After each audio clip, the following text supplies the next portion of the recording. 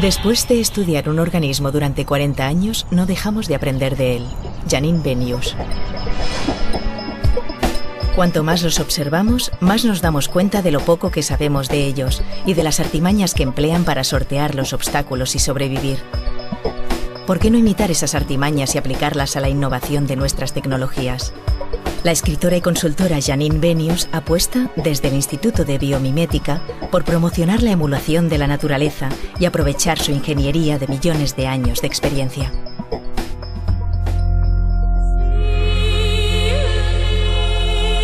Nos creemos perfectos, inteligentes. Pensamos que somos capaces de cualquier cosa. Quisimos volar, atravesar mares y océanos, descubrir nuevos mundos, ir a la luna, crear nuevos seres. Y lo conseguimos. Pero lo único que hemos hecho ha sido copiar. Desde que existimos, hemos observado el mundo que nos rodea, la naturaleza, las plantas, los animales. Lo hemos analizado detenidamente, lo hemos diseccionado, hemos intentado entender su funcionamiento, su mecanismo, y hemos querido imitarlo. Aunque aún nos queda mucho por aprender. Pero si apenas sabemos cómo funciona nuestro cerebro, nuestras células, ni de qué está hecha la materia, y hasta los seres más pequeños continúan albergando claves y mensajes que aún no hemos sabido descifrar. Los microorganismos hicieron el mayor descubrimiento de toda la historia de la ciencia. Hace 2000 millones de años, la vida estaba a punto de desaparecer de la Tierra. Los organismos que entonces se depredaban unos a otros inventaron la fotosíntesis, un proceso por el que podían vivir del aire, sin depredar.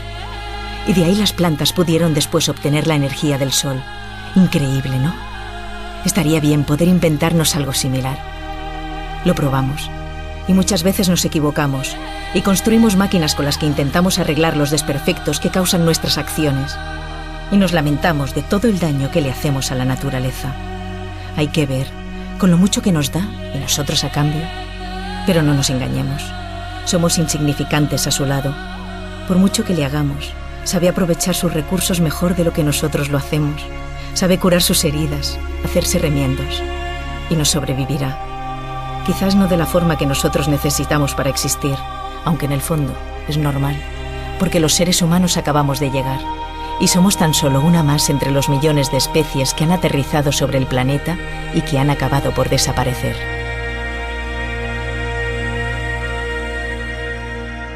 Es curioso, pero cuando hablas de esta disciplina, que consiste en emular los mecanismos de la naturaleza,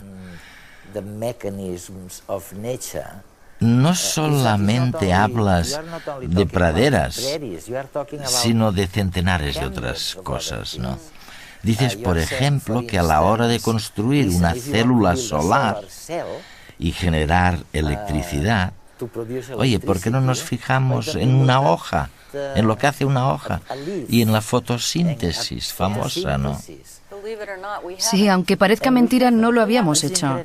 No lo habíamos hecho, es increíble. No. De hecho, hasta mediados de los 80 no sabíamos cómo funcionaba realmente la fotosíntesis. Seguimos sin saberlo, ¿eh? Bueno, sigue habiendo algunas lagunas. Sigue habiendo algún misterio. El caso es que a medida que íbamos entendiéndolo mejor, nos percatamos de que esta manera de obtener energía solar difiere de las células fotovoltaicas. De repente tenemos biomimetismo. Tenemos ingenieros que empiezan a descubrir, gracias a los biólogos, cómo lo ha solucionado la vida. Y hemos llegado a un punto en el que pueden decir, bueno, tal vez podamos emular ese principio. Tal vez haya una manera distinta de hacerlo.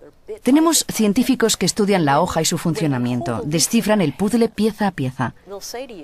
Pero luego, cuando sostienen una hoja en la mano, te dirán, lo único que me preguntan los ingenieros es su eficacia a la hora de obtener energía solar. Y en este sentido, la hoja no es tan eficaz como los paneles solares de la estación espacial. Sin embargo, esta hoja está hecha de materiales locales. Sí. Se basa en la luz del sol, pero hace mucho más que capturar luz solar. También se encarga de la protección frente a plagas. Es un radiador de calor. Distribuye fluidos de la forma más adecuada matemáticamente de distribuir fluidos en un esquema de ramas. Cuando azota el viento, la hoja se contrae formando un cilindro. ¿Lo has visto alguna vez? Sí. Forman una especie de espiral para que el viento fluya sin fricciones. Hay también una alga roja, lo dices además en tu libro, que de algún modo distorsiona el sistema de comunicaciones de las bacterias para que no puedan posarse en un lugar concreto.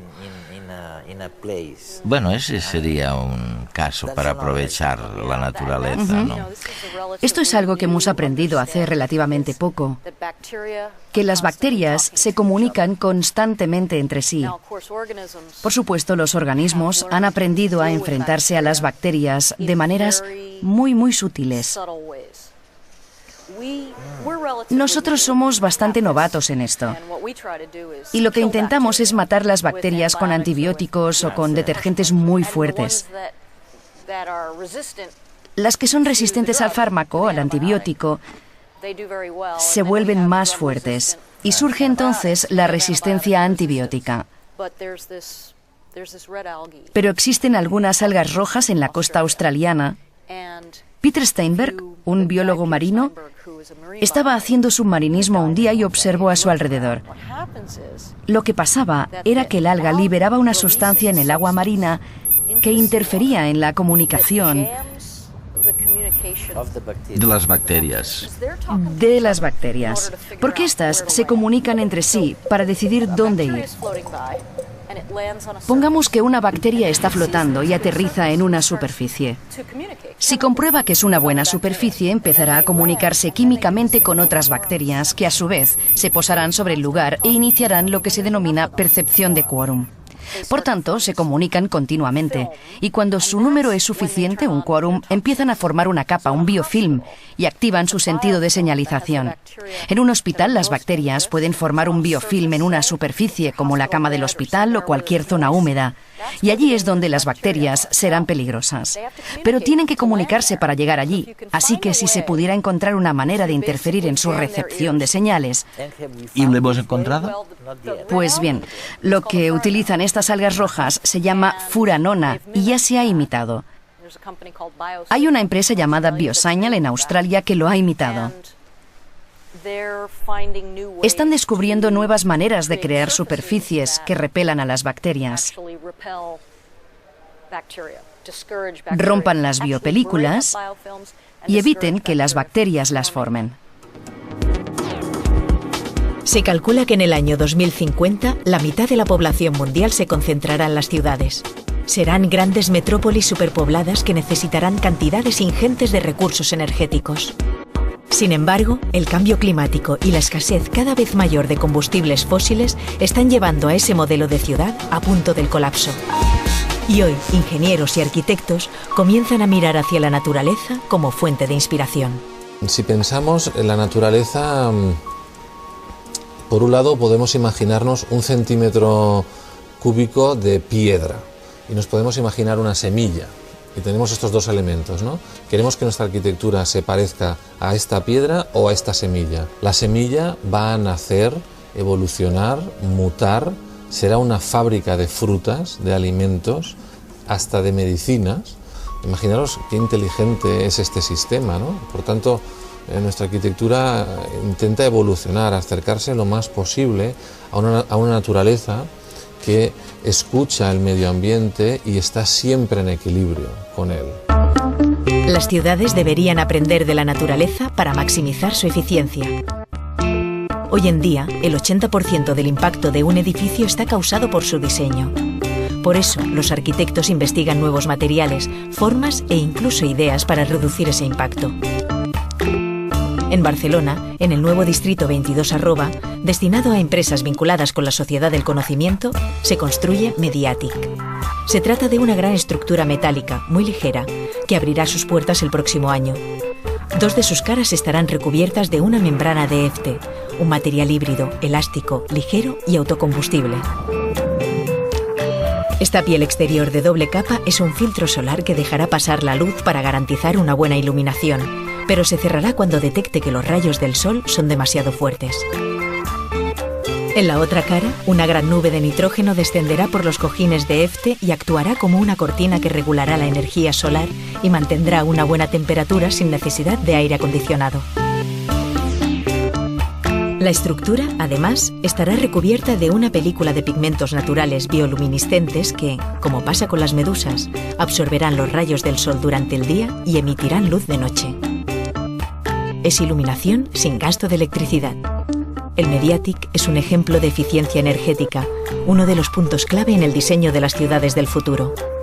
Otro caso es esta torre jardines, que mimetiza el comportamiento del medio natural para ser autosuficiente. Es capaz de almacenar el agua de la lluvia y de reconducirla por todo el bloque. Llevará a cabo la fotosíntesis para oxigenar la ciudad o comportarse como el tronco de un árbol frente a los embistes del viento. Otro ejemplo son las fachadas verdes. Sustituimos el muro, los muros opacos de los edificios y los sustituimos por varias capas ligeras, una de las cuales es una vegetación. Una vegetación adecuada que permite que, por un lado, pierda la hoja en invierno, de forma que el sol entra totalmente hacia el interior, mientras que en verano tiene hoja. Y al tener esta hoja lo que hace es, por un lado, sombrear y por otro lado, por evapotranspiración, lo que hace es que el aire que pasa a través pierde unos grados al evaporar. Y por tanto, esta ventilación que desde el exterior hacia el interior se produce a través de este filtro, pues hace como un filtro refrigerador y baja unos cuantos grados con respecto al interior, ¿no? Pero no solo las plantas y los animales ofrecen soluciones eficientes energéticamente. El cuerpo humano gestiona la energía a través del sudor. En la Expo de Zaragoza, el pabellón SET mimetizaba ese mecanismo para regular la temperatura. Cuando el termómetro alcanzaba ciertos grados, el edificio comenzaba a transpirar. El agua se evaporaba quemando energía, de manera que el pabellón mantenía un clima agradable. No sería correcto pensar que somos arquitectos futuristas.